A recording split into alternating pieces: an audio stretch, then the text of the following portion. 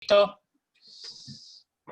Bueno, buenas tardes a todos. Ahora sí empezamos con la temática de hoy, que hoy se va a hablar un poquito de agua para la ganadería desde un aspecto más nutricional, y cómo a través de la nutrición podemos, en cierta manera, reducir un poco el impacto de aguas, sobre todo aguas de elevado contenido de sales. Y después Olegario va a hacer otra charlita de metano o impacto de la ganadería en el ambiente. Eh, Se me acabó de vuelta. Ahí está. Bueno, rápidamente un poco el contenido de la charla es un poco conceptos generales, parámetros de calidad, algo de consumo de alimentos y agua, impacto sobre la producción y comentar algunos resultados de ensayos que hemos realizado en estos años acá en el INTA, y bueno, y comentarios finales.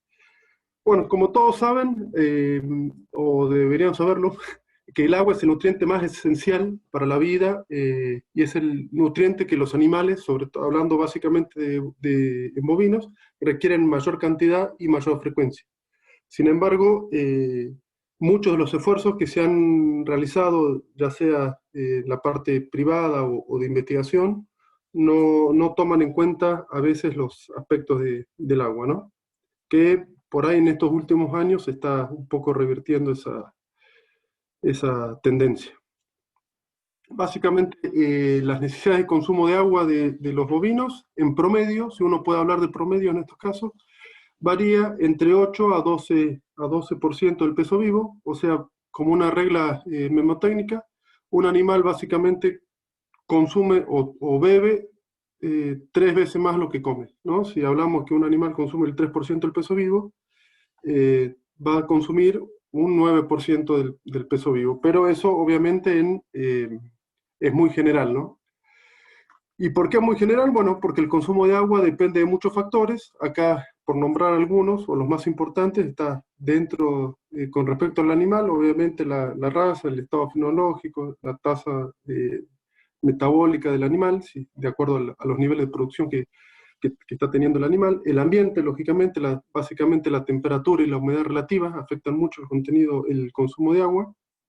La dieta, esperen que ponga el láser. Ahí está, la dieta, sobre todo el consumo de materia, o sea, el consumo, el nivel de consumo, el porcentaje de materia seca o el contenido de humedad que tenga la dieta y su composición. Básicamente haciendo referencia al contenido de sales que tenga el agua o de minerales que tenga la dieta, la ración, y también se ha visto, y como lo vamos a ver en algunos resultados de algunos ensayos, el nivel de proteína. Eso también afecta mucho el consumo de agua. Y bueno, y lógicamente el agua en sí, que básicamente hace referencia a la disponibilidad del agua, obviamente si el animal no tiene disponibilidad de agua, no va a consumir agua, y la calidad de agua, ¿no? Esto para tener, como para que tengan una idea, esto es una fórmula del NACEM, que era antiguamente el NRC, lo que tiene en cuenta a la hora de predecir el consumo, básicamente el peso vivo del animal devastado, y después son todas constantes que salen de los estudios de regresión o diversos estudios, pero son la mayoría constantes. Lo que yo quería destacar acá es que se tiene en cuenta el peso vivo del animal y un índice térmico, que este índice térmico se calcula a través de datos de, por ejemplo, de velocidad de viento, de horas de luz, eh, después, bueno, la humedad relativa y la temperatura, ¿no? Y como ven, entonces hay muchos de estos factores que no se tienen en cuenta a la hora de estimar el consumo de agua. Nosotros vamos a hacer hincapié en esta parte, en estos factores. Y cuando hablamos de parámetros de calidad de agua, bueno, básicamente hay muchos parámetros que definen la calidad del agua, de bebida. Hay propiedades organolépticas, lo que tienen el color, el sabor, compuestos tóxicos, hay exceso de nutrientes. Lógicamente la parte microbiana es muy importante, pero en general lo que define el consumo de agua y lo que tiene más impacto sobre la producción de carne o de leche en la producción bovina son las propiedades químicas que hacen referencia a estas características que son los sólidos totales disueltos, o sea, el contenido de sales que tenga el agua, qué tipo de sales tiene, ya sea se los separan en cationes y en aniones, el cloruro, el sodio, los sulfatos, el magnesio. El pH, si bien tiene, eh, hay que tenerlo en cuenta, pero no tienes, al igual que la dureza del agua, que hace referencia a los contenidos de calcio y magnesio, no tienen grandes incidencias sobre la producción o sobre el consumo de alimentos. Básicamente lo que más tiene, y es donde nosotros más vamos a recalcar, o más se va a hablar en esta charla, es sobre estos dos primeros factores. Algunos criterios básicos que un poco esto, algo habíamos visto, no, en realidad no vimos esto, pero básicamente en la primera charla habíamos visto sobre cómo obtener muestras de forraje, bueno, acá es cómo obtener muestras de agua. Primero, lo primero a tener en cuenta es obtener de la fuente, ¿no? No por ahí, si uno quiere determinar la calidad del agua del campo, no sacarlo del bebedero o del tanque australiano, sino ir directamente a la fuente, teniendo la precaución de si es un molino o si hay que prender una bomba o de dejar por ahí un rato, 10, 15 minutos que salga el agua para recién poder tomar la muestra, utilizar envases plásticos, enjuagar, esos envases plásticos no sean un bidón de agroquímico, lógicamente, eh, porque va a estar contaminado y no se lo va a lavar adecuadamente para obtener una muestra limpia de agua. El envase que se use, que puede ser una botella de plástico, enjuagarlo con esa misma agua al menos 3 veces, es lo recomendable. Lógicamente un rotulado bien detallado de todas las características, bueno, y se envía las muestras lo más rápido posible, con por ahí la precaución de conservar en frío y no exponerla, no tirarla atrás de la camioneta y que quede una semana ahí. Lógicamente hay algunas consideraciones a tener en cuenta de acuerdo al tipo de análisis que se va a hacer, pero en general, como parámetros generales, son esos criterios. Y bueno, se manda una muestra al laboratorio, que lo recomendable sería tener, si uno no tiene una muestra del campo y quiere conocer la calidad del agua, al menos tener 2 muestras, una de la época húmeda o lluviosa y otra de la época seca, como extremos, al menos 2 veces al año. Y después lo que uno puede utilizar es un aparatito como este, parecido a este, que es un conductímetro, para hacer por ahí un seguimiento más frecuente de la calidad del agua. En los análisis de agua, este es un análisis real de una muestra, que básicamente, ¿qué es lo que hay que tener en cuenta? Bueno, hay que mirar el pH, mirar la conductividad eléctrica, los residuos totales, que es los gramos, acá está en miligramos, expresado en miligramos, pero es la cantidad de sales de gramos por litro, o partes por millón, o miligramos por litro. Bueno, la dureza, la alcalinidad total, después lo otro importante, el contenido de sodio, magnesio, eso nos va a determinar también, y bueno, y lo otro lógicamente son los sulfatos, que estas cantidades nos va a determinar más o menos qué sales están presentes, si son sulfato de sodio, sulfato de magnesio, sulfato de potasio. Y bueno, y después lo otro importante a tener en cuenta es las concentraciones de arsénico y flúor, que como todos saben son por ahí intoxicaciones, producen intoxicaciones crónicas, que eso es más grave inclusive hasta para los humanos. Pero a nivel de bovinos, hablando en términos muy generales, ¿no? Eso va a depender también de la zona. Lo que hay que mirar básicamente es el contenido total de sales y darle mucha importancia a los sulfatos. Bueno, y los cloruros también, pero los sulfatos, como vamos a ver, son más agresivos.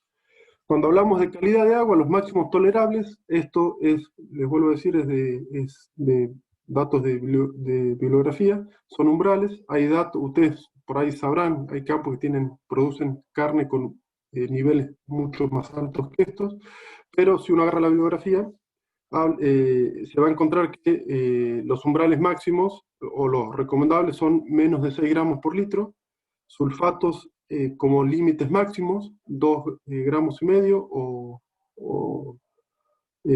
por litro, 2 gramos y medio por litro, cloruros, esto va a depender también qué tipo de cloruros sean, Y el pH está puesto con signo de interrogación porque, si bien en general los animales prefieren pHs ligeramente un poco alcalinos o neutros, pero no se ha encontrado que hay gran impacto sobre la producción. Por eso que está puesto en... Y no hay mucho citado a nivel de investigación con respecto al pH. ¿Qué es importante la calidad y la cantidad de agua? Básicamente, si no tenemos cantidad o calidad, ¿qué lo que pasa es, bueno, hay una disminución del consumo de alimento, por ende, el consumo, si el animal consume menos, va a disminuir de peso, va a haber niveles de deshidratación importantes y se afectan también la excreción de minerales y de nitrógeno a través de, básicamente, de la orina, ¿no? El animal, para excretar los productos de desecho, necesita tomar agua. Estos son resultados de varios ensayos. Esto es una revisión de, acá lo que se resume es qué pasa con el consumo de materia seca de los animales en la medida que aumenta el contenido de sales en el agua. Esto es el total de sales disueltas en gramos por litro. Como ven, en la medida que nosotros superamos los 10 gramos, los niveles de consumo bajan bastante. Este rango, entre 6 y 7 gramos por litro a 12, 13, es muy frecuente encontrarlo en nuestra provincia. Yo no puse una transparencia para reducir el tiempo de la exposición, pero la provincia tiene niveles promedios de calidad de agua, de sales totales, alrededor por acá. O sea, entraría en este rango. Este 30% significa que los animales consumiendo esta agua, en promedio estarían consumiendo un 30% menos de los animales que estarían consumiendo aguas óptimas. Ahora, ¿qué pasa? Cuando nosotros separamos cloruros de sulfatos, el impacto sobre el consumo de alimentos es totalmente distinto, es mucho más agresivo si tenemos mayores concentraciones de sulfato. Fíjense que los cloruros, si son cloruros, por ejemplo, en general, por ahí son cloruros de sodio, el impacto sobre el consumo no es tan importante, si bien obviamente hay disminución, pero con niveles, con concentraciones de sales mucho menores, encontramos disminuciones en el consumo mucho más grandes cuando las concentraciones de sulfato son importantes. Acá el criterio que se usó para hacer este trabajo era que cuáles sales se consideraban sulfatos, o sea, para hacer esta regresión, eran las aguas que tenían más de un 60% de su composición como sulfato. Todo lo otro se lo consideraba, no quiere decir que acá no haya sulfato en estas aguas, pero por ahí se encontraban en mínimas cantidades. Esto con respecto al consumo de agua, ¿qué es lo que sucede? Bueno, al principio el animal, como ven, es una respuesta, no es lineal, y al principio hay un leve incremento en el consumo de agua, porque el animal, como una respuesta fisiológica, necesita por ahí excretar ese exceso de sales que está consumiendo. Entonces al principio hay un incremento en el consumo de agua y después lógicamente disminuye, ¿no? Fíjense que el consumo de agua por ahí no es tan afectado por el consumo por el efecto de las sales. Sin embargo, por ahí la dispersión de los datos es mucho mayor debido a que hay muchos más factores que afectan el consumo de agua que lo que puede afectar el consumo que lo que afectan al consumo de alimentos, ¿verdad? Esto es lo mismo que pasa si nosotros separamos entre cloruros y sulfatos sobre el consumo de agua. Fíjense que cuando lo que domina, el tipo de sal que domina al agua son cloruros, básicamente sodio, al principio inclusive hasta 8 o 9 gramos uno ve un incremento en el consumo de sales, del consumo de agua, inclusive hasta niveles de por ahí un 50, un 60, un 70 por ciento más de agua va a consumir el animal, pero si se encuentran sulfatos en el agua, generalmente lo que produce es un efecto de presión sobre el consumo de agua, ¿no? Entonces, el impacto de la calidad del agua o de las sales diluidas en el agua sobre la ganancia de peso. Fíjense que también, perdón, acá esto es gramos por kilo, perdón, acá yo no les dije las unidades, pero esto es gramos por kilo de peso metabólico, que es el peso metabólico es el peso vivo elevado a la 0,75. Se lo hace para poder calcular y resumir mejor los datos, pero fíjense que las aguas, que esto por ahí es muy clarito en la bibliografía, las aguas óptimas para producción de carne básicamente se encuentran entre los 2 a 4 gramos. ¿Qué pasa después? Con niveles mayores, el animal empieza a perder peso, básicamente porque consume menos, ¿no? Hay otros efectos también, pero el efecto más importante es sobre el consumo de alimentos. Para hacer algo más amigable, más gráfico, utilizando estos mismos datos, ¿qué pasaría con un animal, con un ovillo de 300 kilos?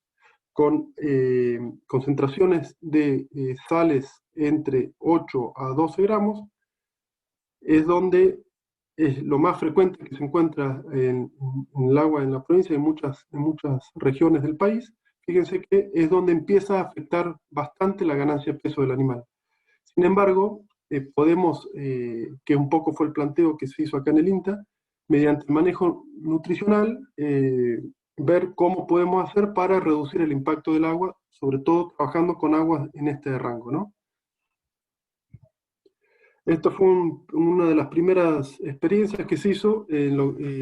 Básicamente acá lo que sí fue un ensayo en donde se comparó una dieta seca, que es las barritas rojas, una dieta concentrada, con un alto porcentaje de materia seca, y la dieta húmeda, la base de silo, lógicamente con un alto porcentaje de humedad en la dieta, y 3 niveles de sales en el agua, y ver qué pasaba, cómo se comportaba el animal consumiendo aguas de distinto nivel salino o de distinto nivel de sales y 2 tipos de materia seca. Acá, si bien la parte estadística no reflejó ninguna diferencia estadística, esto por ahí da a pensar que si uno hubiese continuado un poco más los niveles de sales, por ahí alguna diferencia se pudiese haber encontrado, lo cual amerita por ahí trabajos futuros. Básicamente no hubo diferencia en el consumo de alimentos, o sea, el animal, la dieta húmeda y la dieta seca llegó a consumir lo mismo. Acá hubo una leve depresión, pero fue pura y exclusivamente numérica, no hubo diferencias estadísticas. Por lo tanto, se concluye que no hubo diferencia en el consumo. Lo mismo sucedió con el consumo de agua total, que el consumo de agua total es el consumo del bebedero más el consumo, el agua que aportaba el alimento, ¿no? Que lógicamente en la dieta seca el aporte del agua iba a ser muy poco, y en la dieta húmeda el aporte iba a ser mayor. Lo que se vio en este ensayo fue que los animales consumiendo la dieta seca, si bien consumieron la misma cantidad de agua total, la fuente de agua fue la bebida, ¿no? El agua del bebedero. En cambio, los animales que estaban con la dieta a base de silo, la dieta húmeda, prácticamente el 80% o un poquito más de ese agua vino, la fuente de agua fue el alimento. Entonces, esto es un indicio, por ahí podría ser, ¿con qué idea se lo pensó esto? Por ahí, en forma práctica, ¿qué se lo puede utilizar? Por ahí, cuando uno compra animales que no están adaptados a aguas con elevados niveles de sales, por ahí la dieta de recepción de esos animales puede ser una dieta de este tipo, húmeda, en donde por ahí la adaptación al agua va a ser más gradual, que los animales en general se adaptan al agua, salvo que sean concentraciones muy altas, pero esa adaptación es, tiene que ser gradual. Sería más o menos el mismo criterio a emplear cuando pasamos una dieta fibrosa a una dieta concentrada. Entonces, si nosotros recibimos al animal con esta dieta, por ahí puede ser una buena estrategia y evitar problemas posteriores sobre el animal. Después, bueno, hicimos otros ensayos que esto por ahí se va a relacionar mucho con los conceptos que desarrolló Olegario el miércoles. Hablamos de forraje, de suplementación, sobre forraje de baja calidad. Acá se realizaron una serie de ensayitos en donde se trabajó sobre forraje de baja calidad. La pregunta que nos hicimos, ¿qué pasaba en animales que estaban consumiendo forraje de baja calidad, pero a su vez estaban consumiendo aguas de mala calidad, o sea, aguas con elevados niveles de sales?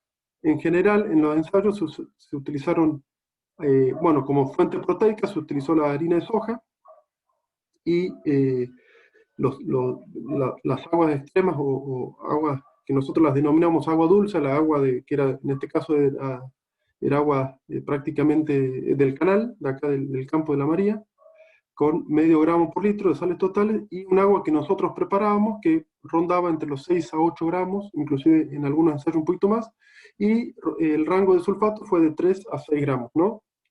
Entonces nosotros queríamos ver qué pasaba en animales que estaban consumiendo aguas con elevado nivel de sales con forrajes de baja calidad. Este fue el primer ensayito que acá lo que se hizo fueron el consumo, también en gramos por kilo de peso metabólico, y los 3 niveles de suplementación proteica en base al peso vivo del animal. Esto es un ensayo que se hizo en novillos, 0 de suplementación, 0,2% de suplementación y 0,4% de suplementación. Acá, como pueden ver, las barritas verdes son de los animales que están consumiendo agua dulce, o sea, aguas sin sal, y el animal que estaba consumiendo agua salada. Como pueden ver, hay un efecto de depresión sobre el consumo de forraje. Pero en la medida que nosotros aumentamos los niveles de proteína, esa diferencia, ese diferencial de consumo se iba reduciendo. Por eso es que nosotros, acá lo que se observó, que es el dato más interesante, hubo una interacción entre la fuente de proteína y la calidad de agua, ¿no? Esta interacción resultó ser muy interesante porque eso permite por ahí tener una mejor respuesta a la suplementación proteica en los animales que estaban consumiendo agua salada. Si uno tiene en cuenta, fíjense, estos niveles de consumo de forraje, si nosotros estamos en un escenario en donde los animales están tomando un agua de buena calidad, por ahí con este nivel de suplementación de 0,2 estaríamos bien porque después no encontramos una respuesta a la proteína, ¿no? En cambio nosotros en los animales que estaban tomando agua salada, seguimos encontrando respuesta a la suplementación proteica. Eso fue lo interesante de esto. Esto fue el mismo ensayo, pero acá el consumo es consumo de forraje más el suplemento, o sea, el consumo total de alimento, ¿no? Bueno, están los 3 niveles de suplementación, y lo que encontramos de vuelta es también una depresión, lógicamente, en el consumo, y fíjense que pasar de un diferencial de casi prácticamente el 30% en el consumo de forraje, o en este caso consumo total, a un 10%. Esta es también la interacción que nosotros observamos, que es súper interesante. Con respecto al consumo de agua, hablando también del mismo ensayo, observamos que en la medida que nosotros nos íbamos a este nivel de suplementación, los animales lograban consumir la misma cantidad de agua. O sea, en criollo, el animal no lograba, o le daba lo mismo, no sé si le daba lo mismo, no le pregunté, pero por ahí tomaba la misma cantidad de agua, sea de agua salada o agua dulce. O sea, no hubo diferencia en cuanto a la calidad del agua. Entonces, nosotros, en base a esto, nos preguntamos, bueno, ¿qué pasaba si nos íbamos a más niveles de suplementación? Por tema de diseño, este otro ensayo, no es el mismo. Este ensayo se hizo con corderos. Aparte se estudiaron otras variables también, por eso se eligió la especie, el animal, la oveja, los ovinos. Y lo que también básicamente el planteo fue el mismo, esto es consumo de forraje más o sea, consumo total, y las barritas también indican lo mismo, agua dulce y agua salada, nada más que se utilizaron 5 niveles de suplementación, y lo que se observó fue lo mismo, que a niveles de 0, a partir de 0, en este caso de 0,5, no había diferencia en el consumo de suplementación, en el consumo de forraje, ¿no? Lo cual nos está diciendo que de acá lo que se concluyó fue que, nosotros tenemos que, en situaciones que los animales están consumiendo agua salada, después hay que ver los niveles de sales, en principio, en base a estos resultados, ¿no? Nosotros tenemos que incrementar un poco los niveles de suplementación proteica, ¿no? Porque de vuelta, por ahí, nosotros acá, ya a este nivel, no encontraríamos respuesta a la suplementación proteica. Ahora, si el animal está tomando agua salada, por ahí encontraríamos respuesta a estos niveles de suplementación proteica. Esto lo paso rapidito para explicar que este es el sulfato, lo que hace el sulfato en el agua, esto ya sea que venga del agua o del alimento, esto está hecho desde de un autor de Richard, de Estados Unidos, con el tema de destilados de grano que tienen altos niveles de sulfato. Entonces en Estados Unidos se generó mucha información sobre sulfato, pero con el alimento. Yo tomé mucha de esa información y la volqué a lo que sería el sulfato en el agua. Básicamente lo que hace el sulfato ingresa, hay unas bacterias que son estas, las SRB, que son las sulfatos reductoras, lo que hacen, utilizando el lactato, que posiblemente venga de una fuente energética, por ejemplo, de almidón. Esto es lo que nosotros, el concepto que yo utilicé para plantear otros ensayos, junto con los técnicos del INTA, pero básicamente estas bacterias reducen el sulfato utilizando los carbonos del lactato en sulfuro. Y mediante una reacción de pH dependiente, que eso está en discusión, pero posiblemente sea una reacción de pH dependiente, en la medida que el pH baja, el pH del rumen baja, se genera sulfuro de hidrógeno. Este sulfuro de hidrógeno ingresa a la parte gaseosa del rumen, y este es el gas que por ahí genera toxicidad cuando pasa una cierta concentración en el rumen, genera una toxicidad que ustedes por ahí la habrán escuchado hablar, que es la polencefalomalacia. Esos son los casos más agudos, pero por ahí a concentraciones bajas lo que hace por ahí es disminuir la motilidad del rumen. Esto es no sé si le dije, pero este es el rumen, ¿no? La bolita esta, el rumen del animal. En la medida que aumenta la concentración de este gas, aparentemente lo que sucede es una de las acciones que provoca es una reducción en la motilidad del rumen. Y como ustedes saben, si la motilidad del rumen no es la adecuada, disminuye. Una de las consecuencias es que disminuye la tasa de pasaje del alimento y disminuye, por ende, el consumo. Entonces nosotros, mucho de lo que hicimos fue, o de algunos ensayos que planteamos, fue ver de diseñar dietas que no generen tanto láctico, o utilizar dietas con poco grano para ver si podíamos reducir este impacto, ¿no? Pero antes, que me estaba olvidando, el otro planteo fue realizar una suplementación energético-proteica en base a estos conceptos, ¿no? Entonces, esto también es un ensayo que lo realizó Wolf, Úrsula, una técnica del INTA de Kim Lee, que lo que hizo fue hacer una suplementación energético-proteica, primero con forraje de baja calidad, que eran rollos de Gatton. Esto se realizó en corderos, para ver si uno podía agregar algo de energía a través de un grano de maíz, y qué impacto tenía sobre el consumo, si no se nos disparaba tanto la concentración de sulfuro en el rumen, que eso impacte en forma importante sobre el consumo. Bueno, básicamente lo que observó es que no hubo un impacto, hubo una respuesta positiva a la suplementación. La suplementación, esto es sin suplementación proteica, con suplementación proteica. El nivel de suplementación proteica era harina de soja al 0,7%, y el nivel de suplementación proteica era 0, 0,5 y 1%, y era con grano de maíz partido. Entonces lo que se observó es que la respuesta mejoró el consumo total del alimento, o sea, no se observó una depresión sobre el consumo cuando se adicionaba maíz a la dieta. Mejoró, acá no lo pongo, pero mejoró también la utilización del nitrógeno, el balance de nitrógeno se mejoró, y estas linitas, que son verdes, y esta es medio anaranjada, representa lo que es la concentración de sulfuro de hidrógeno en el rumen. Que después le voy a... ¿para qué lo medimos? Bueno, para ver si incrementaba el consumo, la concentración de sulfuro.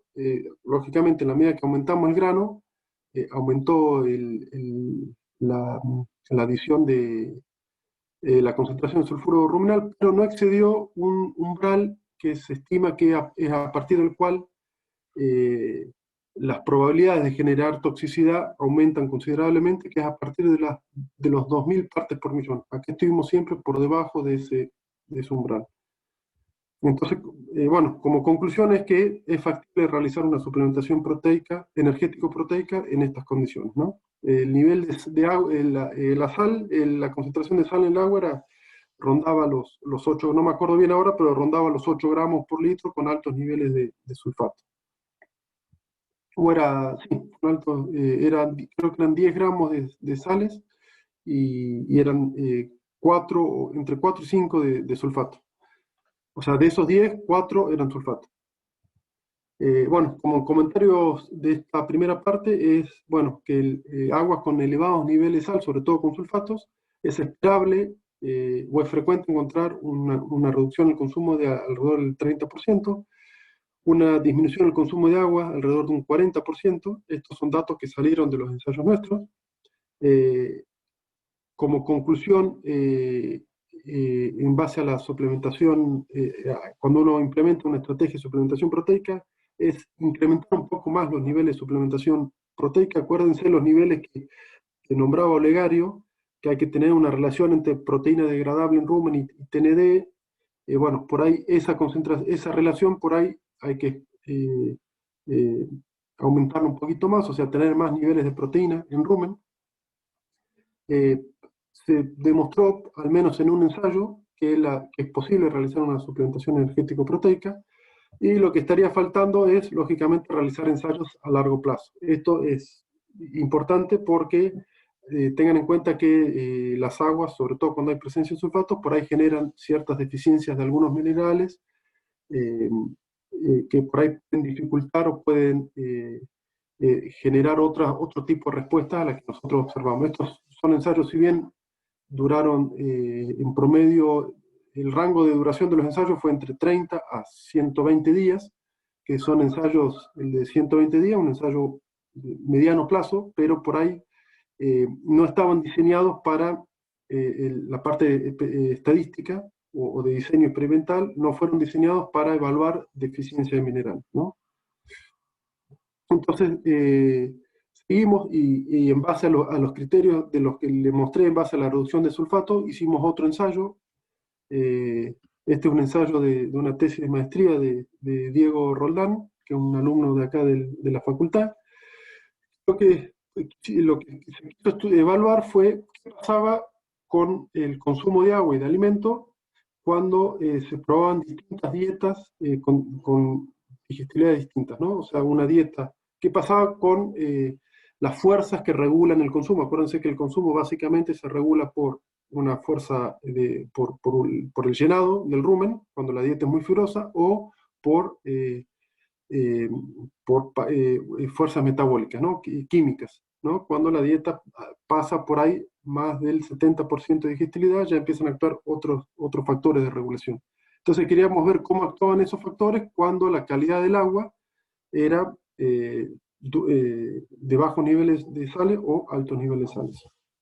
Entonces lo que se hizo, se trabajó con 4 dietas, reemplazando la cáscara de algodón, que esto es el residuo de cosecha del algodón, por ahí no sé si hay alguno que no es de acá de la zona. Esto es de la cosecha de algodón, que es fibra, pero es esto, que prácticamente, tiene algo básicamente algodón, pero todo residuo de la cosecha de algodón, que es mucha fibra, pero muy lignificada, tiene alrededor de un 14, un 15% de lignina. Eso nos permite hacer una dieta de una digestibilidad menor al 50%, y lo que hicimos fue ir reemplazando la cáscara de algodón por cascarilla de soja, que es, perdón, esta la cascarilla de soja, que al revés, tiene fibra, la FDN, los niveles de FDN son similares entre la cáscara de algodón y la cascarilla de soja, pero esta cáscara de soja tiene mucha pectina, o sea, y bajos niveles de lignina, por lo tanto es una fibra altamente digestible. Nosotros podríamos haber hecho con fuentes haber agregado maíz, pero por el grafiquito que le mostré del rumen, la idea no era agregar almidón para no generar un pH, disminuir el pH del rumen, que por ahí nos genere o nos dispare la concentración de la producción de sulfuro a nivel ruminal. Entonces se buscó un subproducto de la industria de la soja, que acá podría ser otro subproducto también, pero que sea con un tipo de fermentación fibrosa. Bueno, y después la dieta estaba formada obviamente por Speller soja, corregir proteína, urea y núcleo. Es una dieta relativamente de altos niveles de digestibilidad y, bueno, y una dieta para una recría aceptable. Entonces lo que vimos acá fue que estos son los 4 niveles de digestibilidad. Estos son hay que hacer una aclaración que estos son niveles de digestibilidad teóricas, porque los reales después, los que nosotros medimos, fueron distintos, porque hubo la tasa de pasaje del alimento afectó la digestibilidad, pero en general los niveles de digestibilidad aumentaron en la medida que nosotros aumentábamos la cáscara de soja. Y acá, como pueden ver, en esta, obviamente, acá hay una reducción en el consumo o sea, los niveles de consumo de ración fueron los menores acá. Acá están actuando las fuerzas o los mecanismos de llenado ruminal. Y en este sector, o en esta dieta, están actuando las fuerzas quimiostáticas, o las químicas, las metabólicas. Como pueden ver, la curva de consumo es una parábola. Y lo interesante de acá es que nosotros observamos, o Diego, mejor dicho, observó diferencia estadística en en las digestibilidades intermedias, lo cual lleva a pensar que la medida que nosotros mejoramos la dieta, por ahí, donde en las digestibilidades extremas, las fuerzas que actúan con más preponderancia son las regulaciones propias del alimento.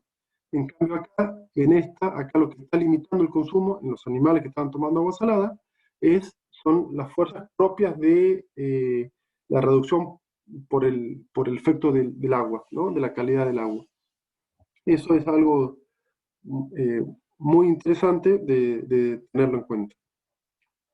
¿Qué pasó con el consumo de agua? Bueno, en la medida que esto explica un poco también o concuerda con los resultados previos que nosotros habíamos observado en el ensayo de suplementación, en la medida que uno mejora el contenido o la digestibilidad del alimento, los consumos de agua, fíjense que acá se igualaron, o sea, no hubo diferencia entre los animales que consumían agua salada o agua dulce, ¿no? En la medida que uno mejoraba la digestibilidad del alimento. En cambio acá, fíjense que hubo diferencias significativas con respecto al consumo de agua, bastante importante. Acá alrededor, no me acuerdo bien el porcentaje, pero era alrededor del 40%, o sea, el animal acá consumía un 40% menos de agua, ¿no? Que es bastante importante. Ahora bien, ¿qué pasó con la concentración de sulfuro? Esta es la concentración que yo le decía umbral, a partir por encima de la cual no es que se va a morir el animal, pero los riesgos de encontrar casos de intoxicación o de polencefalomalacia se incrementan considerablemente. Nosotros, si bien hubo diferencias significativas en la concentración de sulfuro de hidrógeno a nivel ruminal, nunca sobrepasaron, los animales que estaban tomando agua salada, nunca alcanzaron los niveles umbrales. Y bueno, por último, hicimos un ensayito de recría para ver, uy, se chipoteó perdón, no sé qué toqué.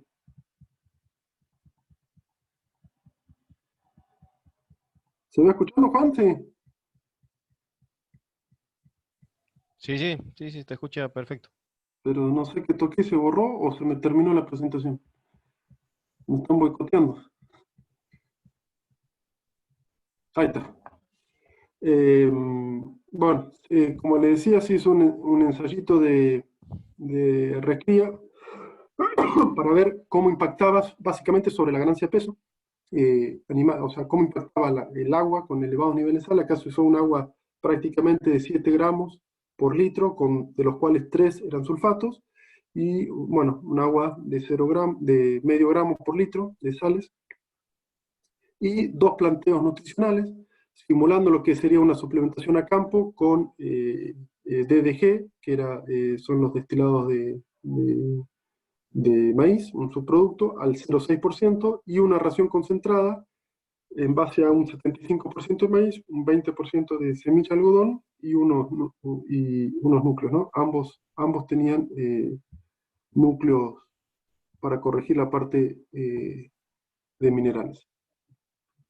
Acá lo único que se hizo fue el manejo nutricional, fue un consumo restringido al 2,2% para evitar un engrasamiento excesivo de los animales y se evaluó la ganancia de peso en un periodo de 75 días. ¿Qué es lo que observamos acá? Que, lógicamente, bueno, los animales que estaban consumiendo agua salada, esto fue con la suplementación en rollo, ganaron prácticamente la mitad que los que estaban con suplementación con rollos eh, con rollo de Gatton y suplementación al 0,6%, lograron el doble, o sea, 200 gramos, que es una requerida mínima que nosotros deberíamos tener para generar un desarrollo adecuado del animal.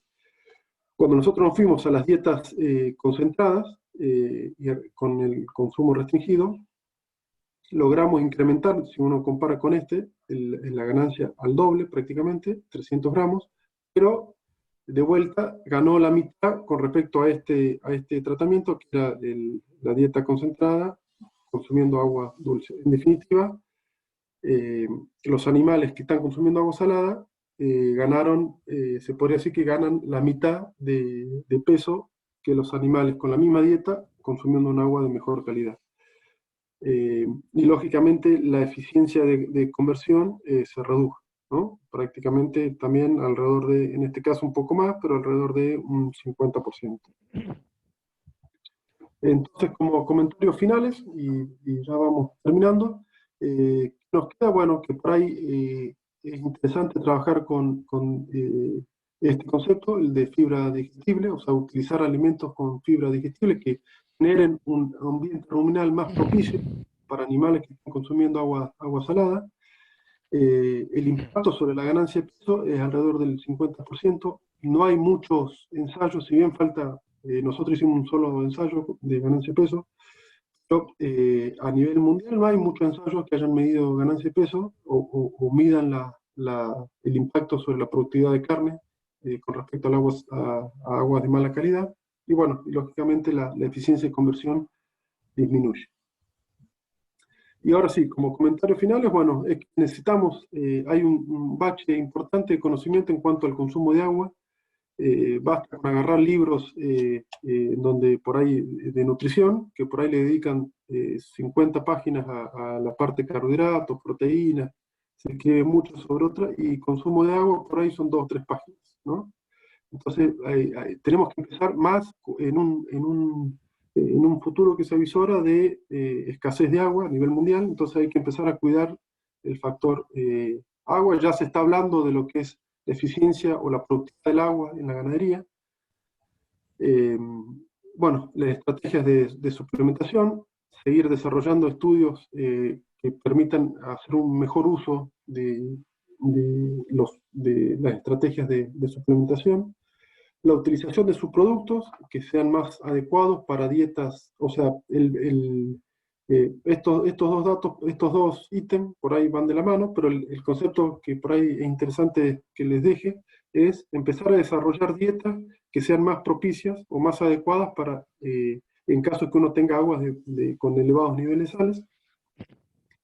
Hay que empezar, que de hecho ya hay algunos estudios, ¿no?, de población microbiana, porque se ha visto que mucha de la tolerancia a aguas saladas viene por una adaptación, por una tolerancia diferencial de la población microbiana. Entonces, por ahí empezar a desarrollar estudios. Acá ya, de hecho, hay una tesista doctoral que está trabajando en este tema, básicamente en cómo reducir la producción de sulfuro de hidrógeno. Y bueno, lógicamente hacer evaluación de performance animal y tener datos de qué impacto tiene aguas con elevados niveles de sales sobre la producción de carne, ¿no? Bueno, creo que ahí termina la charlita. No sé si hay, ¿cómo crees que hagamos? ¿Dejo de compartir? A ver, ahí está. Dale, si quieres, arranco con la mía y después de última seguimos con preguntas. Así no nos Bueno, pasamos con el tiempo. dale.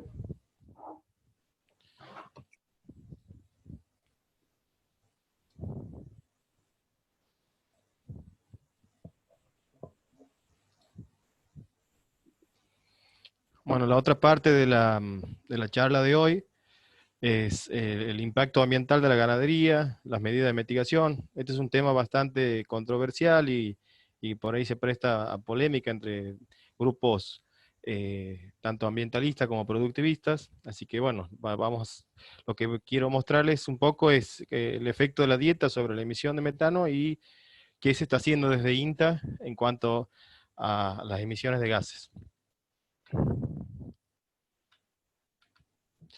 Por un lado, del total de las emisiones de origen antrópico, eh, perdón, de un total de las emisiones de origen del hombre, un 28% es de origen de la agricultura, tanto agricultura como ganadería, y de ese total de emisiones, en cuanto a metano, que ya vamos a ver que dentro de lo que son gases de efecto invernadero hay varios, entre esos está el metano, que es el principal gas emitido por la ganadería, y que de ese 28% de emisiones, un 71% corresponde a metano.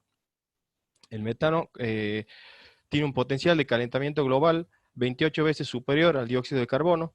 Esto es un dato del Panel Internacional de Cambio Climático.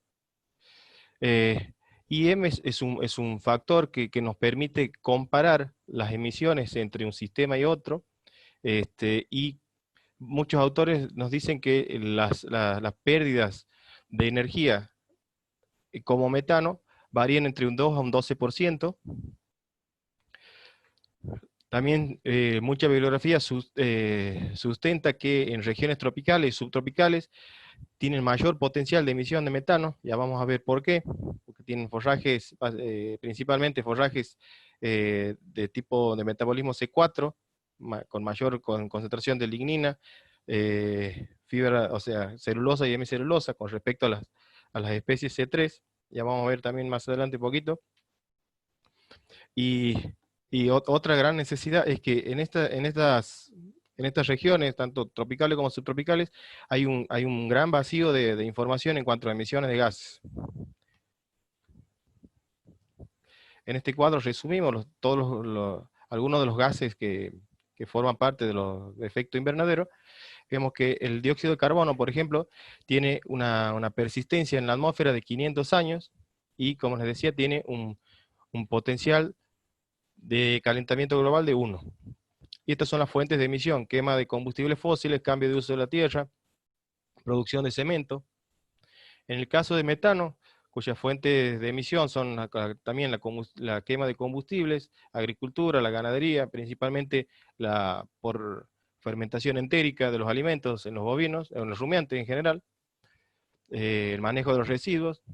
Lo que sí es importante destacar que el metano tiene una persistencia en la atmósfera de 7 a 10 años, y sí un potencial de calentamiento global 28 veces mayor al de dióxido de carbono.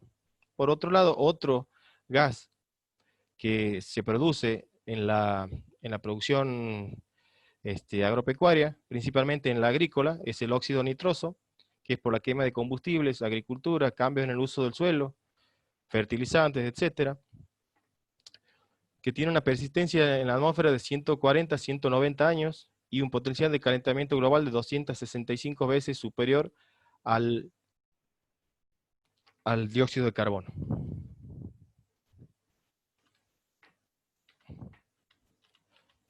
Se me trabó. Bueno, en este gráfico de torta vemos dentro de lo que es la producción agropecuaria cuáles son los tipos de producción que contribuyen a las emisiones de gases. Por ejemplo, los suelos de cultivos, un 30%, el manejo de estiércol, un 14%, el cultivo de arroz, un 1%, los suelos de pastizales, un 12%, el uso de la energía, o sea, el consumo de combustibles fósiles principalmente, un 15%, y la fermentación entérica, un 28%. Aquí en este esquema vemos de alguna manera una comparación en cuanto a las emisiones anuales de dióxido de carbono equivalente, que es la forma que se utiliza mundialmente para comparar las emisiones de los sistemas, y como basándonos en el cuadro anterior de cada uno de los valores de potencial de calentamiento global, podemos calcular con esta fórmula sencilla los kilogramos o toneladas, según en cómo tengamos los datos, del dióxido de carbono equivalente, que calculamos como 1, que es el factor de calentamiento global del dióxido de carbono, por la cantidad de dióxido de carbono emitida, más 28, multiplicado por la cantidad de metano emitida, más 265 por la cantidad de óxido nitroso emitida. De esta forma, nosotros calculamos y podríamos comparar, por ejemplo, las emisiones anuales de la producción ganadera versus la producción de maíz o de soja, o lo que sea, o de arroz, o cualquiera. En este esquema vemos que muchas veces es un esquema básico de nutrición, donde vemos que el alimento ingresa por esófago hacia el rumen, es atacado por las bacterias, todos y demás microorganismos del rumen, protozoarios y hongos, que que producen la fermentación del bolo alimenticio. Y de esta fermentación los productos son los ácidos grasos volátiles, que habíamos visto un poco la clase pasada, que son los principales son acético, propiónico y butírico, y como productos secundarios de esta fermentación se produce dióxido de carbono e hidrógeno, los cuales a través de la acción de bacterias metanogénicas utilizan el hidrógeno para reducir el dióxido de carbono y producir metano. De esta forma, las bacterias metanogénicas hacen una purga o limpieza del aire circundante dentro del rumen. De esta forma también se hace una detoxificación, porque el hidrógeno en alta concentración inhibe, o es tóxico para muchas poblaciones de bacterias que digieren la fibra, por las celulolíticas, mesocelulolíticas, entre otras. Entonces, de esta manera, la acción de las metanogénicas nos permite un funcionamiento adecuado del rumen. Y lo que también quiero mostrar es que el metano que se produce por esta acción de reducción del dióxido de carbono se elimina por eructo en un 95% por el animal, y solo un 5% se elimina por recto. Este es el proceso de eliminación por eructo, tiene dos vías: o se elimina completamente, o parte es inhalado por la nariz, va hacia los pulmones y luego es exhalado. Bueno, ese total entre lo que es eructado y lo que es exhalado forma un 95% del metano total que se produce en el proceso de fermentación. Bueno, esto es lo mismo que estaba explicando hace un rato. Un 95% se elimina por eructo o exhalación, y solo un 5% se elimina por recto. Estos son los gases, que ahora lo vamos a ver un poquito más. Los ácidos grasos volátiles, perdón. Esta es la forma en la que se produce la metanogénesis y principalmente la fermentación y cómo se produce en cada uno de estos ácidos grasos volátiles. Por ejemplo, el acético o acetato en su forma ionizada. Si partimos de un hidrato de carbono, luego de la fermentación, produce por cada molécula de hidrato de carbono, me genera 2 moléculas de ácido acético, más 2 moléculas de dióxido de carbono, más 8 moléculas de hidrógeno. En cambio, el ácido propiónico, si partimos otra vez de una molécula de hidrato de carbono, nos genera 2 moléculas de ácido propiónico, más 2 moléculas de oxígeno, sin generar hidrógeno. Mientras que el ácido butírico, lo mismo, si partimos de una molécula de hidrato de carbono, nos genera una molécula de ácido butírico, más una de dióxido de carbono, más 4 moléculas de hidrógeno. Esto de alguna manera nos muestra cómo, qué tipo de dieta me puede llegar a generar mayor cantidad de metano o menor cantidad de metano. Así, a simple vista, podemos decir que dietas con mayor contenido de voluminoso, o sea, mayor contenido de forraje, generarían mayor concentración de acético, y por ende mayor concentración, acético y butírico, y por ende mayor concentración, mayor producción de metano, a diferencia de dietas con mayor nivel de concentrado, con las cuales me produciría mayor nivel de ácido propiónico y por ende menor producción o concentración de metano.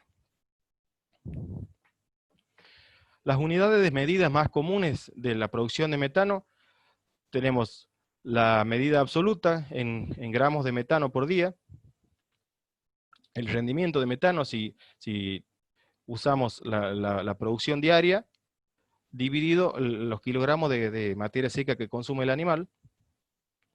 Otro valor de eficiencia, digamos, de producción del sistema es la intensidad de metano, que es concretamente gramos de metano producido por kilogramo de producto, ya sea carne, leche, lana, según sea el sistema que estamos evaluando. Y otro factor con el que se utiliza internacionalmente es el IM, que es el rendimiento de metano, traducido al castellano, que es la cantidad, la energía que se pierde como metano, dividido la energía bruta consumida. Esto nos permite hacer un cálculo de emisiones de metano en kilogramos por año para cada uno de los sistemas. Con lo cual, rápidamente vemos que el consumo de energía bruta expresado en megajoules por día, multiplicado por este factor, por los 365 de días del año, perdón, dividido la cantidad de energía por kilogramo de metano, que en megajoules son 55,65, y si trabajáramos en megacalorías, son 13,19 megacalorías por kilo de metano. Las técnicas para medición de metano podemos separarlas en dos grandes grupos. Las técnicas de medición a campo, es por ejemplo la técnica del gas marcador hexafluoruro de azufre, que si bien es un gas de efecto invernadero con altísimo potencial de calentamiento global, pero es un gas que en bajas concentraciones nos permite, que es un gas que nos permite usarlo de marcador debido a varias cuestiones. Por un lado, tiene un mismo comportamiento de dispersión como gas que el gas metano.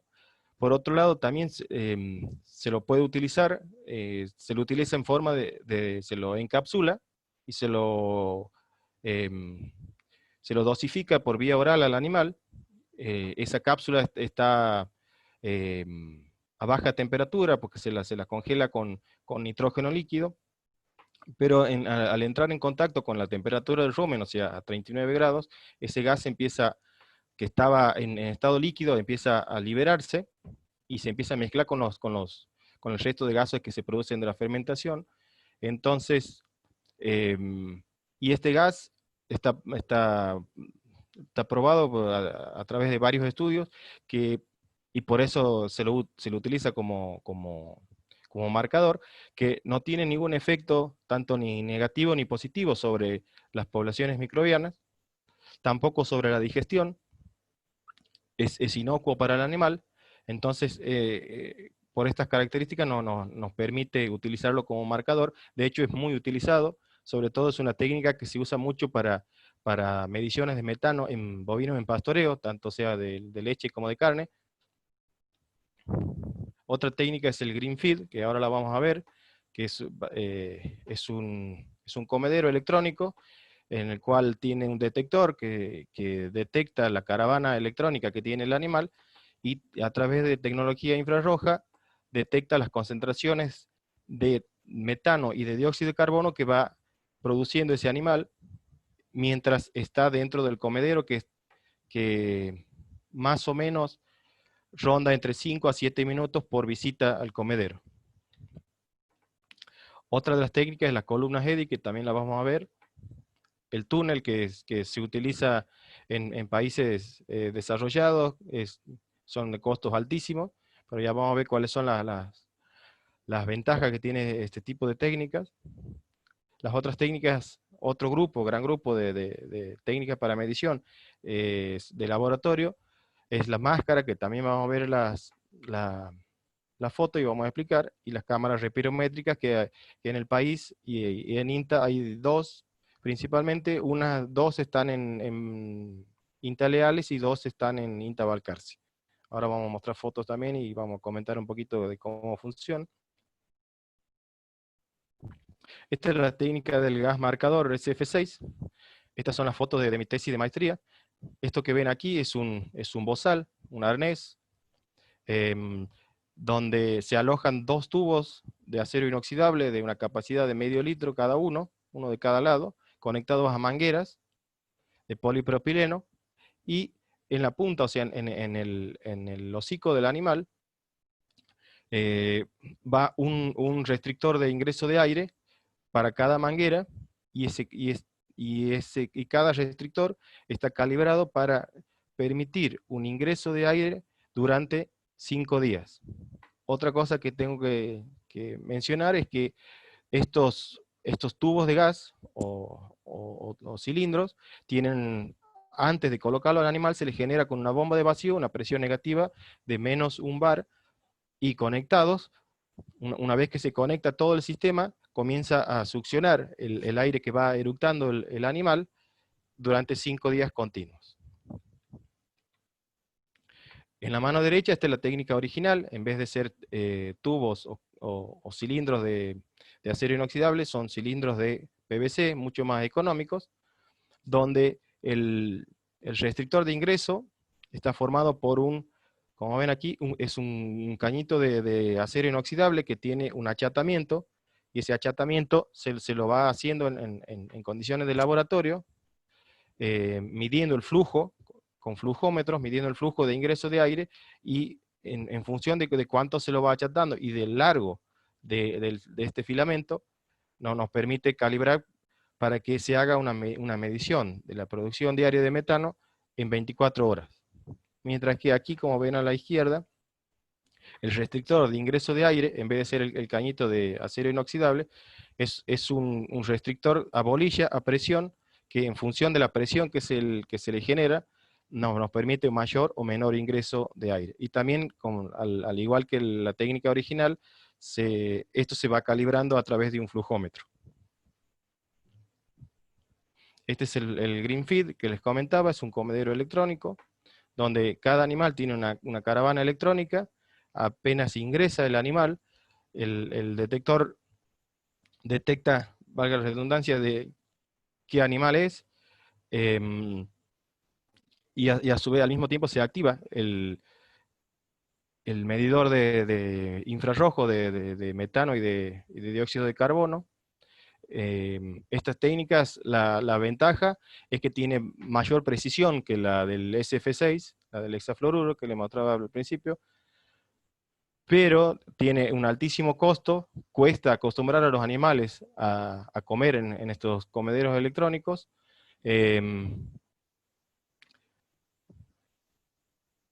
Y también en condiciones, no nos permite, tiene menos versatilidad que el hexafluoruro de azufre. Por ejemplo, con el hexafluoruro puedo evaluar distintas dietas: animales que están solo a pastoreo, animales que están comiendo silo, animales que están con pastoreo más suplementación. En cambio, con esta técnica únicamente me permite hacer mediciones con suplementación. Sí, con pastoreo, pero sí o sí los tratamientos tienen que tener suplementación, si no, no hay forma de medir. Estas son las Torii Eddy Covariance, que son utilizadas en INTA Balcarce, es la única experimental que tiene este equipamiento. Estas torres son como una especie de estación meteorológica que nos permite, en un radio de 200 metros, medir las emisiones de metano, de dióxido de carbono y vapor de agua, y se pueden instalar tanto en lotes agrícolas como en lotes con ganadería. También las ventajas de que los animales están libres. La desventaja, bueno, además del altísimo costo, el escaso radio de acción que tiene la torre. Otra técnica que como les comentaba, solo lo vamos a encontrar en países como Nueva Zelanda, Estados Unidos, es la técnica del túnel, donde en estas carpas gigantes, que pueden llegar a alojar entre 15 y 20 animales. Vemos que en la entrada y en la salida hay aire forzado, donde antes de ingresar a la carpa se miden las concentraciones en la masa de aire que ingresa, las concentraciones de metano y de dióxido de carbono, y por otro lado, el aire que es forzado a salir de la carpa también tiene un medidor, que pueden ser por cromatografía de gases o con sensores infrarrojos, que mide la concentración de metano y de dióxido de carbono que sale de la carpa. Y por diferencia entre lo que sale más lo que ingresaba a la carpa, nos da la producción de metano y de dióxido de carbono de los tratamientos que estoy evaluando dentro de la carpa. Estas son las cámaras respirométricas, que son las que están en INTA Balcarce y en el INTA Leales. Ahora hay dos. Lo que pueden ver aquí, que tiene una especie de brete, donde adelante tiene un comedero y un bebedero, y este tiene la misma metodología, o el mismo sistema que las carpas, nada más que son individuales, donde aquí arriba pueden ver el ingreso del aire forzado, que también tiene un medidor, y también tiene aire forzado que sale de la cámara y que también es medido, y por diferencia nos permite cuantificar la producción de metano y de dióxido de carbono de estos animales. También, si evaluamos ventajas y desventajas de esta metodología, una de las desventajas es el altísimo costo que tienen.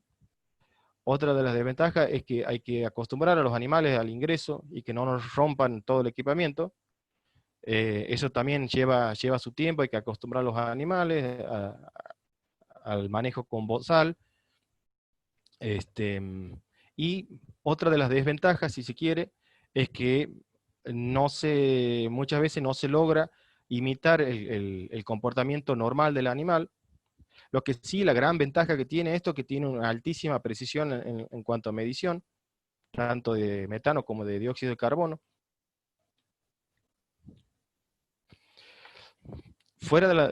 Yéndonos más a las medidas de mitigación, que pueden ser, que las dividimos en dos grandes grupos: medidas de mitigación con respecto a lo nutricional o a la alimentación, y medidas de mitigación, que vamos a ver al último, que son las de manejo del rodeo en general. Como, como habíamos visto en la clase pasada, a medida que la calidad del forraje impacta directamente sobre la emisión de metano, como les comentaba al principio, a medida que avanza, por ejemplo, la madurez de la pastura, aumentan las concentraciones o los niveles de fibra de detergente neutro, fibra de detergente ácido, o sea, hemicelulosa, celulosa y lignina, con lo cual aumenta la producción de metano. También, si comparamos especies C3 con especies C4, las especies C3, hay distintos trabajos que algunos muestran que las C3 emiten, o sea, las C4 emiten 2 veces lo que se emite en animales consumiendo especies C3. La digestibilidad también está directamente relacionada con la producción de metano. Ya vamos a ver más adelante. El uso de concentrados, como hablábamos cuando veíamos las reacciones, la estequiometría, a medida que aumentamos el nivel de concentrado, y con más razón si los procesamos, o sea, damos grano partido, aumentamos la proporción de ácido propiónico, con lo cual disminuimos la producción de metano. Los lípidos también son otros componentes de la dieta que tienen una doble acción, porque por un lado inhiben la actividad celulolítica, con lo cual se disminuye la producción de ácido acético y butírico, y por otro lado, dependiendo la naturaleza de los lípidos, hay aquellos que hay lípidos, por ejemplo, la bulanda, que tiene un 82% de ácidos grasos insaturados, como ser el oleico, el linolénico, entre otros, que tienen 1, 2 o 3 dobles enlaces o insaturaciones, que son sustancias capaces de de capturar los hidrógenos que están libres en la atmósfera, digamos, del rumen, y evitar que ese hidrógeno sea convertido a metano, a través de la reducción del dióxido de carbono. Otros compuestos que también pueden mitigar o disminuir la producción de metano son los taninos condensados o saponinas, que son compuestos que están presentes en muchas de las especies arbustivas nativas del noroeste argentino, como ser el algarrobo blanco, algarrobo negro, tusca, eh, la, la rea de Ibaracata, no me sale el nombre ahora, el nombre común.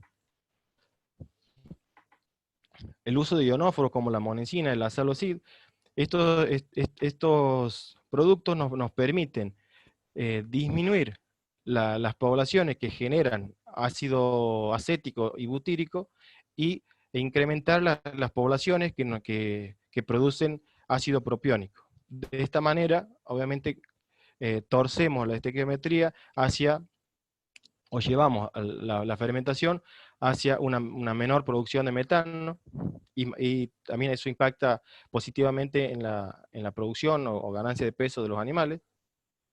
Otros productos que se están empezando a usar como mitigadores de la emisión de metano son los nitratos, que son captores de hidrógenos, y los aceites esenciales, que son aceites presentes en muchas especies herbáceas o como ser los poleos y otras aromáticas de la región.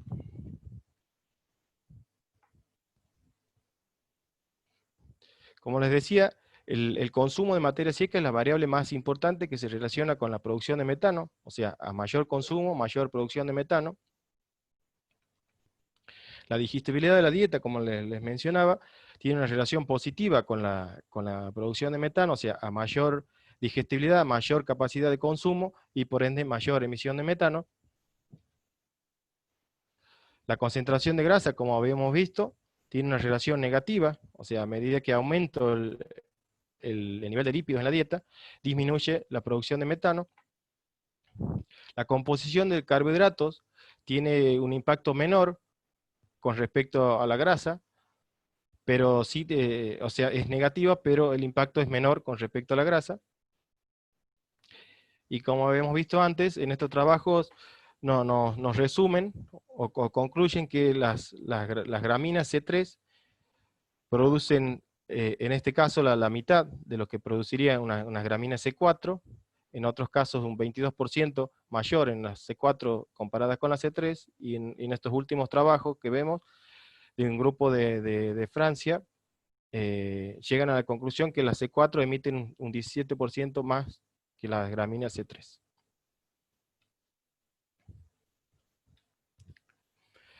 Evaluando las medidas de mitigación en cuanto a la alimentación, todas las manipulaciones a nivel nutricional que podamos lograr tienen un impacto de hasta un 30% de reducción a nivel individual, pero ese impacto a nivel de sistema productivo solo tiene un 2% de repercusión.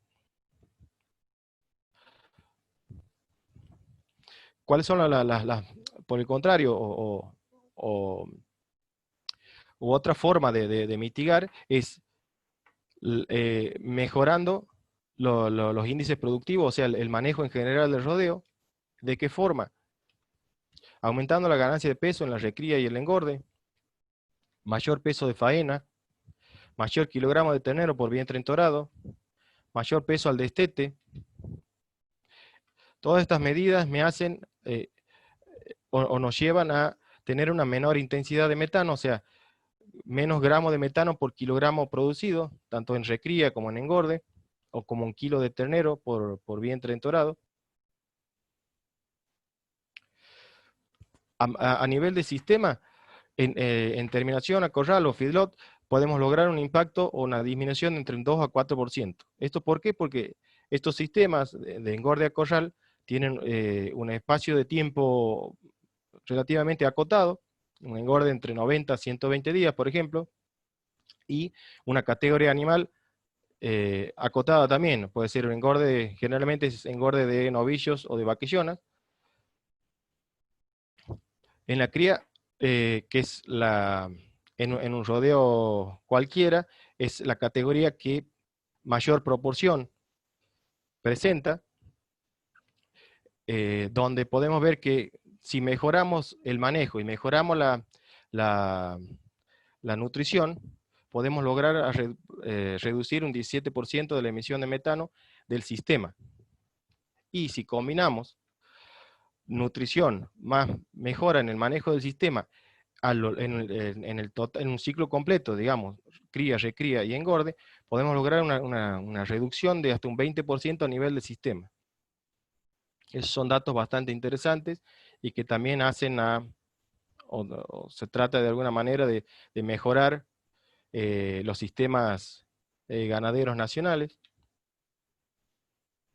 Mejoran los índices reproductivos también, eso impactaría como, como, como parámetros de mejora del rodeo en cuanto a la parte reproductiva, seleccionar un momento adecuado del servicio o el entore, lograr una mayor porcentaje de cabeza de parición, mejorar los porcentajes de preñez y de destete. Hoy en día estamos teniendo porcentaje de preñez a nivel regional que ronda el 50%, bastante bajo. Disminuir el intervalo entre partos, mejora del estado sanitario, como veíamos la clase pasada, animales enfermos consumen menos que animales sanos, obviamente tienen menores ganancias de peso, menores porcentajes de preñez, etc. Buena condición corporal tanto de las hembras como de los machos al momento del entore, mejor bienestar animal. Y con respecto a forraje de baja calidad, en este trabajo podemos ver y resumir muchas de las cosas que veníamos viendo. En este trabajo de Curijara del 99 se compara dos forrajes de baja calidad, que son el Angleton Grass, que es un Dicantium maristatum, que como ven tiene un 2,4 de proteína bruta, la Grama Rhodes, que tiene este un poco mejor, 8,9%, mientras que esto es alfalfa, un 26,9% de proteína bruta y 17% de proteína bruta del grano. ¿Qué resultados obtuvieron en este trabajo? Bueno, ahí destaco cuáles son los componentes de la materia orgánica que son contrastantes entre los tratamientos. Vemos que por un lado, como veníamos hablando, a medida que aumentamos la ganancia de peso, disminuye la intensidad de metano, o sea, en gramos de metano por kilogramo de peso vivo ganado. Vemos que los circulitos vacíos corresponden a la alfalfa más el concentrado, mientras que los círculos negros o completos corresponden a la Grama Rhodes. En el gráfico de abajo vemos que a medida que nuestra eficiencia de conversión, o sea, disminuye, o sea, necesito más kilos de alimento para producir un kilo de peso vivo, vemos que la eficiencia es mayor, o sea, es más eficiente, digamos, cuando doy dietas con alfalfa y concentrado, y vemos que esa ineficiencia se hace cada vez mayor con forraje de baja calidad, que es en este caso la Grama Rhodes. Por otro lado, aquí vemos, estas son emisiones absolutas en gramos de metano por día. Vemos que, como les decía, a medida que aumenta el consumo, aumenta la emisión de metano, pero si comparamos los tratamientos, vemos que a un mismo nivel de consumo, por ejemplo, este es el alfalfa concentrado, si comparamos con la Grama Rhodes, vemos que a un mismo nivel de consumo, la producción de metano es sumamente menor en el concentrado con respecto al forraje solo sin suplementación y sobre todo de baja calidad.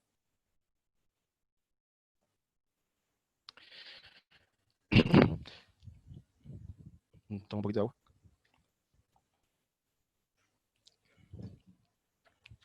Estos son algunos ensayos que hemos ido haciendo con el grupo de trabajo.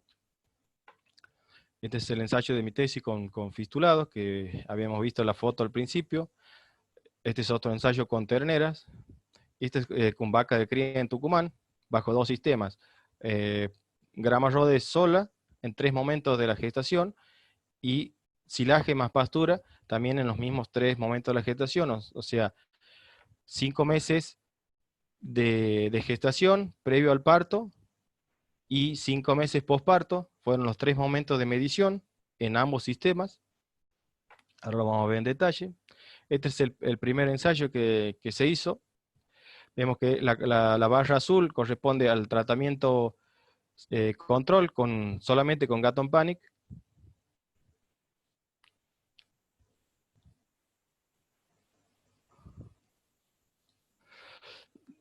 Estaba leyendo el chat, perdón. En rojo vemos el tratamiento intermedio que en la clase pasada veíamos que era un 0,6% del peso vivo, y en la barra verde es 1,2% del peso vivo con burlanda seca de maíz y heno de Gatton Panic, simulando un diferido. Vemos los valores, vemos que es bastante inferior la producción de metano en los tratamientos con suplementación. Y si vemos, esta es la emisión de metano expresada por kilogramo de materia seca consumida. Vemos que en los tratamientos con suplementación son alrededor del 50% de lo emitido o más del 50% de lo emitido por el tratamiento control.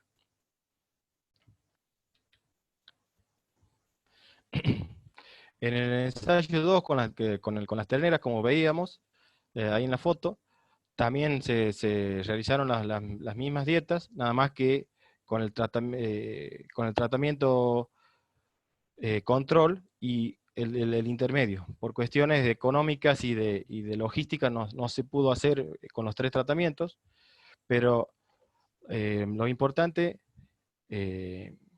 es generar la información, que como les decía hay una gran carencia de información y hay un agujero negro en cuanto a información, digamos, en cuanto a emisiones de gases. Vemos que prácticamente no hubo diferencia en cuanto a la emisión diaria de metano, tampoco hubo diferencia en los gramos de metano expresado por kilogramo de materia seca consumida, pero sí hubo una gran diferencia, incluso estadísticamente, entre el tratamiento control versus el suplementado.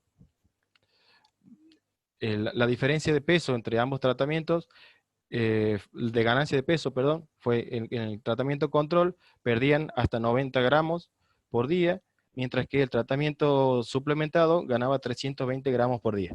Por eso esta gran diferencia en intensidad de metano. Después ese mismo ensayo se lo continuó en un sistema silvopastoril y se quería evaluar el efecto de la suplementación invernal con burlanda seca de maíz sobre la performance animal durante el verano, ya sin suplementación y aprovechando la buena calidad del pasto, que era Gatton Panic verde en un sistema silvopastoril con alrededor de un 19% de proteína bruta y una digestibilidad del 79%. Aquí en rojo podemos ver las emisiones diarias de metano entre un tratamiento y otro. No hubo diferencias estadísticas, si bien numéricas, pero no hubo diferencias estadísticas. Tampoco hubo diferencias en cuanto a emisiones de metano,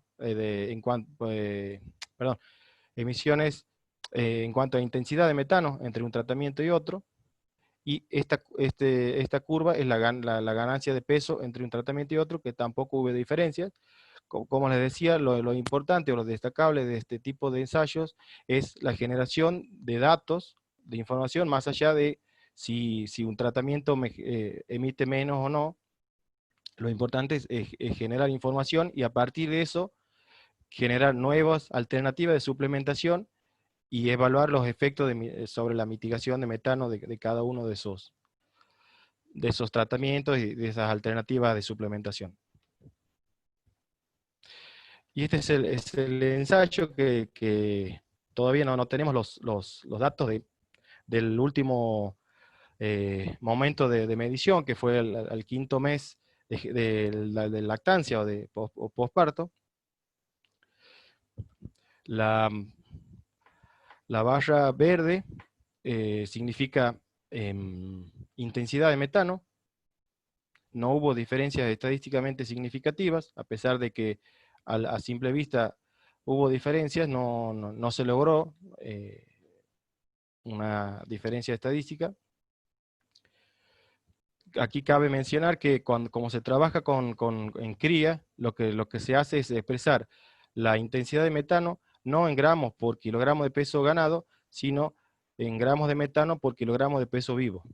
Porque, bueno, las variaciones en el peso vivo del animal, de la vaca de cría, son bastante bruscas entre un momento y otro, entonces se lo utiliza en gramos de metano por kilo de peso vivo.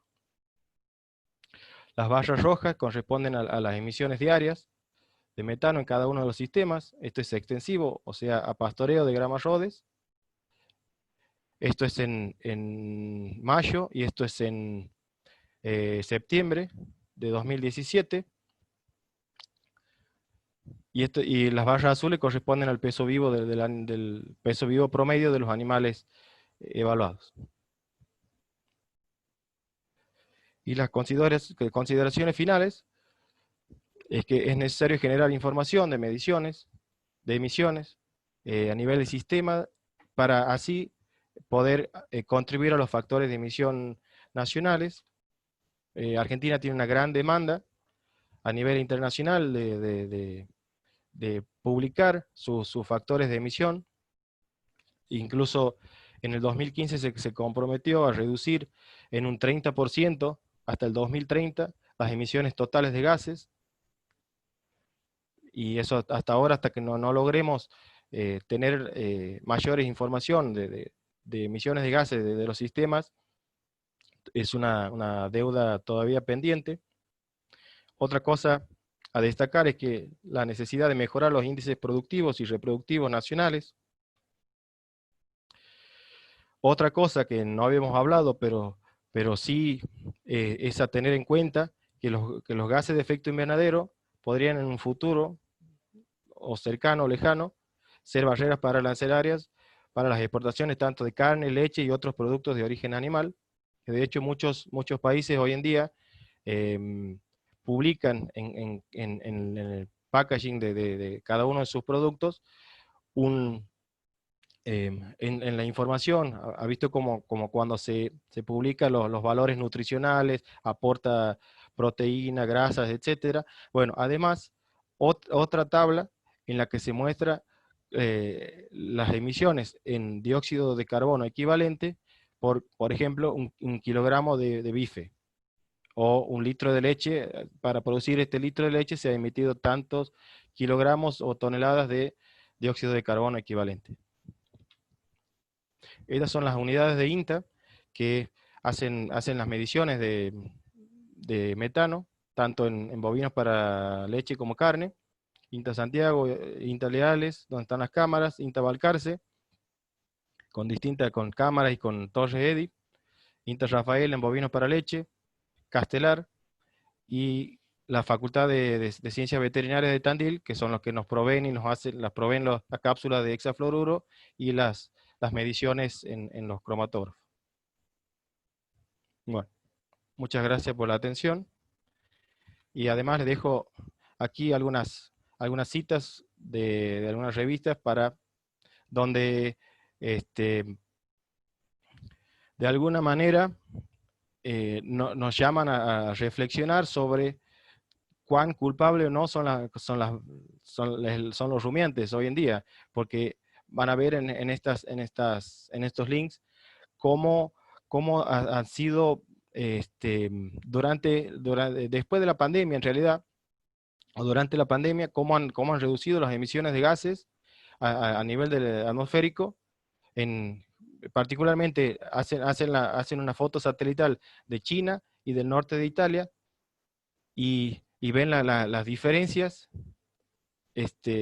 por efecto de la pandemia y los bovinos y los rumiantes en general han seguido existiendo. Entonces, eso por un lado. Y por otro lado, también van a ver que hacen una reflexión sobre una parte del sistema que no estamos teniendo en cuenta, que es el secuestro de carbono por parte del estrato herbáceo como el estrato arbóreo, que muchas veces, si hacemos un balance de carbono, muchas veces lo que se secuestra a nivel de tanto del estrato herbáceo, de las pasturas y del estrato arbóreo, es 12 hasta 17 veces superior de lo que se emite, que aquí en estos links que le comparto van a poder ver.